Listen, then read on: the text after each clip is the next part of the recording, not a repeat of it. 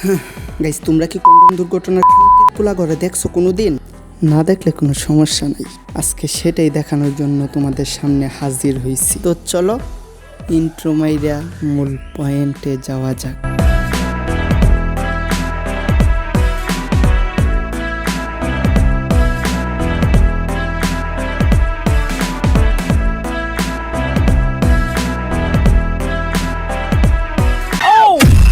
Hey guys, তোমাদের কি অবস্থা?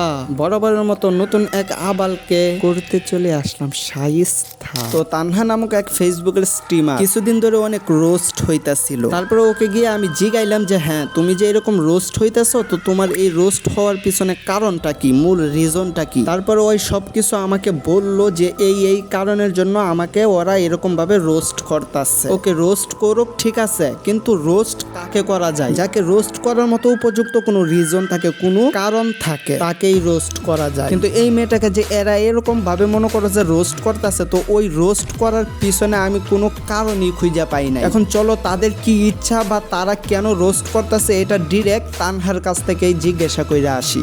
আচ্ছা, তুমি আমার এতটুকু বলো যে ওই মানে কন্ট্রোভার্সির আগে, আমি ভিডিও বানানোর আগে সব কিছু জানার পরে আমি একটা ভিডিও তৈরি করছিলাম।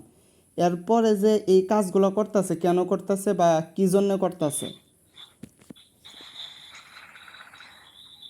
করতেছে যে মানে এগুলা রোস্ট, মানে যখন রোস্ট ভিডিও বানাইছেন আপনি, তো ওরা বলতেছে যে ওদের নিয়ে রোস্ট ভিডিও বানাইছে, তো ওরা বলতেছে ওরা আমারে দিয়া মাপ চায়া, মানে আমি যেতে ওদের কাছে যে মাপ এরকম কিছু করব, এবং কি আমার মানে ওরা চাইতেছে, ওরা চাইতেছে তুমি গিয়ে তাদের কাছে মাপ চাও বা ক্ষমা চাও, যেটাই হোক। হ্যাঁ, আমি যেতে মাপ চাই, আর হয়েছে যে আমার নাকি অনলাইন মানে এইগুলা থেকে মানে সরাই ফেলবো, বুঝছেন? এই কমিটি থেকে সরাই ফেলবো। তো গাইস, মুরাদ 69, তো ওর কাহিনী কিন্তু আমি আগের ভিডিওতে সম্পূর্ণটাই ক্লিয়ার করে দিছিলাম। এখন আসি মুরাদের কিছু অবৈধ সন্তানদেরকে নিয়ে। হ্যাঁ গাইস, মুরাদের অনেকগুলো অবৈধ সন্তান আছে, তার মধ্যে অন্যতম একজন অবৈধ সন্তান হলো এই মেহেদি মালস। তো মুরাদ কিছুদিন কাহিনী করার পরে কিন্তু এই মেহেদি মালসের কাছে ওর নাম্বারটা দিছে। তারপরে এই মেহেদি মালসে কি করছে, ওই তানহার নাম্বারটা নিয়ে এরা আরো 10 জনকে দিছে। মানে পাড়ার একটা কুত্তা যদি ঘেউ ঘেউ পারে, তাহলে দেখবা যে আরো অনেক কুত্তাই কিন্তু ঘেউ ঘেউ পারা শুরু করে দেয়। ঠিক তদ্রুপ এইখানে ওই রকম ঘটনায় মনে করো যে মেহেদি মালসে কি করছে, একটু ঘেউ ঘেউ পালা শুরু করছে, তার সাথে সাথে মনে করো যে আরো 10-20 জনের মতো এরকম ঘেউ ঘেউ পালা শুরু করে দিচ্ছে। প্রথমত কথা হলো যে ওই মেয়েটির নাম্বারটা সরাসরি করতেছে, মানে একজনের প্রাইভেসি নষ্ট করতেছে। তারপরে ওরা বিভিন্নভাবে হোয়াটসঅ্যাপে, ইমোতে বা মেসেঞ্জারে, ফেসবুকে বিভিন্নভাবে গ্রুপ খুলে ওই গ্রুপের মধ্যে অ্যাড দেওয়া সবাই মিললেই তাকে ডিস্টার্ব করতেছে। ফেসবুকের মধ্যে মেনশন দিয়ে এরকম ভাবে স্টোরি দিতেছে। এখন তানহার কাছ থেকে তো আমরা শুনে আসলাম যে কি চাহিদা তাদের বা কি জন্য এইগুলা করতেছে। তাদের চাহিদা হলো তানহা নামক এই ফেসবুকের স্ট্রিমার যেন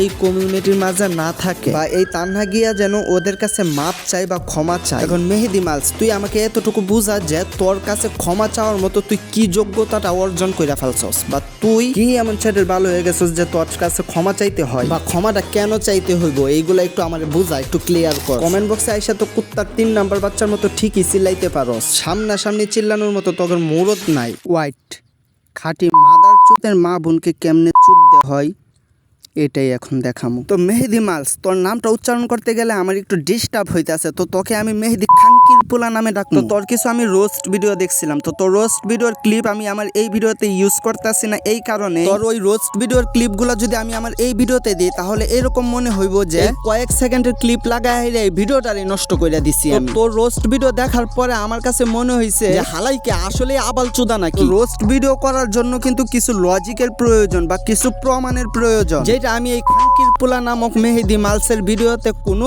লজিক বা প্রমাণ খুঁজে পাই না। তার ভিডিওর মাঝে আমি দেখলাম যে তার ভিডিওতে সে শুধু খালি ইন্ট্রোটা দিছে।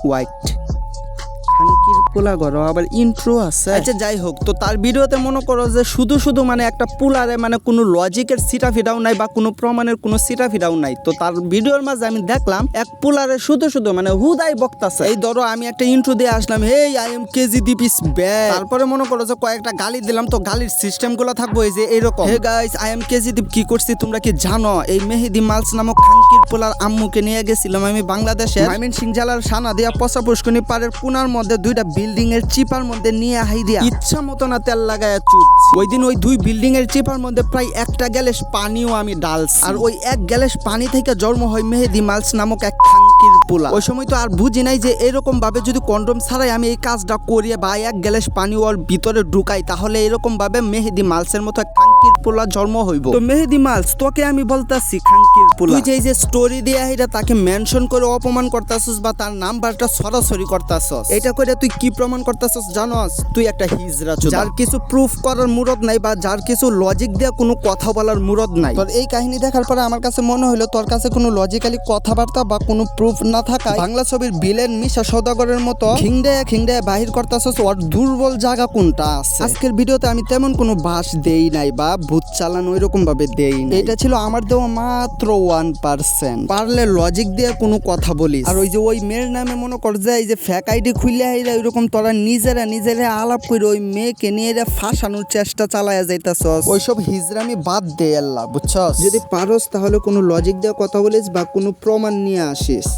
তো গাইস, আজকের ভিডিও এই পর্যন্তই। যদি ভালো লাগে লাইক কমেন্ট শেয়ার করে দেবো, আমার চ্যানেলটা সাবস্ক্রাইব করে দিবা। তো আজকের মতো আসি। ভিডিওটা যদি ভালো লাগে সাবস্ক্রাইব বাটনে মাইরা দিও জোরে মোরে একখান ঘুষি। কিছু আবালদের পারামেরা ধরুম, তোমাদের রাত দিন 24 ঘন্টায় সালাম করুম। আসসালামু আলাইকুম রহমতুল্লাহ। ভিডিওটি যদি ফেসবুক পেজ থেকে দেখে থাকো অবশ্যই ফেসবুক পেজটি ফলো করে দিবা।